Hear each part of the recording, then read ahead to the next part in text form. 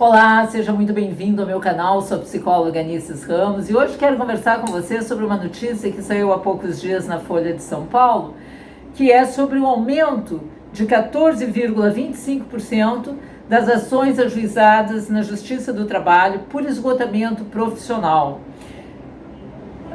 E a gente sabe que cada vez mais as empresas estão exigindo mais, estão colocando metas quase que impossíveis de serem cumpridas e que faz com que o funcionário trabalhe sobre uma pressão psicológica muito grande, porque ele precisa daquele emprego, né? Ele está ali porque ele precisa ganhar o seu salário para sustentar a sua família ou se sustentar, e então ele se esforça ao máximo e muitas vezes não é o suficiente, não é reconhecido o seu esforço pela chefia. E isso faz com que a pessoa se sinta desvalorizada, se sinta incapacitada e começa a gerar algumas séries de doenças. A esperança do trabalhador era a nova versão, a NR1, que é uma normativa que regulamenta e que obriga as empresas a mapearem os riscos psicossociais, e que foi transferida para 2026 porque os empresários alegaram que não teriam tempo hábil para se adequar às exigências da NR1. Claro que foi escutado a voz da lucratividade, esquecendo da saúde do trabalhador. E será que essa normativa vai realmente acontecer a partir de 2026? Ou vai ser mais uma que vai ficar esquecida dentro de alguma gaveta? A síndrome de burnout, ela não é considerada uma doença por não estar no CID-10. Mas a Organização Mundial de Saúde considerou em 2022 como uma doença. E por não estar no CID-10, não pode ser afastado pela síndrome de burnout, mas pelas comorbidades, pelas doenças causadas.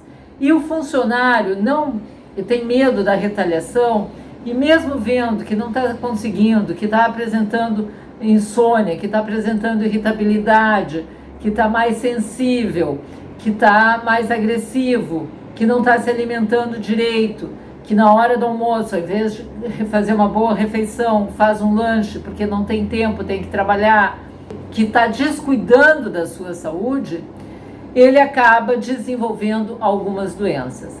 As doenças psíquicas são transtorno de ansiedade, transtorno de pânico, fobia, depressão, isolamento, pensamentos suicidas, e também pode acarretar doenças cardiovasculares, doenças respiratórias, síndrome do intestino irritável, entre outras.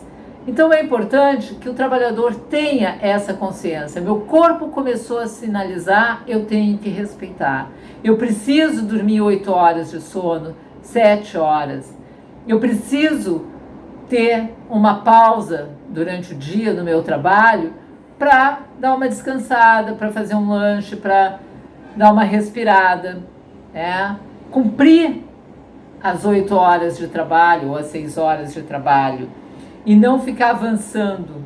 A gente precisa de lazer, a gente precisa do convívio familiar, dos amigos, e não entrar só nessa vibe do trabalho. Trabalhar é importante, temos compromissos, temos responsabilidades, mas a maior responsabilidade que temos que ter é com a nossa saúde mental e com a nossa saúde física.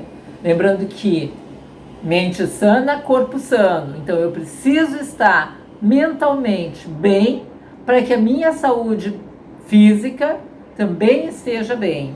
E eu tenho que me cuidar. Eu posso precisar daquele trabalho para me sustentar, para sustentar minha família, mas eu preciso ter saúde para poder fazer isso, porque senão eu acabo sendo afastado, entrando em benefício e sofrendo muito mais porque aí começam as fantasias do processo de retaliação, que vai ser demitido, que é um fraco, e que a gente muitas vezes sabe que isso acontece, né? E muito da síndrome de burnout às vezes se dá também pelos assédios que ocorrem dentro das empresas e que acabam não sendo denunciados, acabam sendo vistos como uma coisa normal.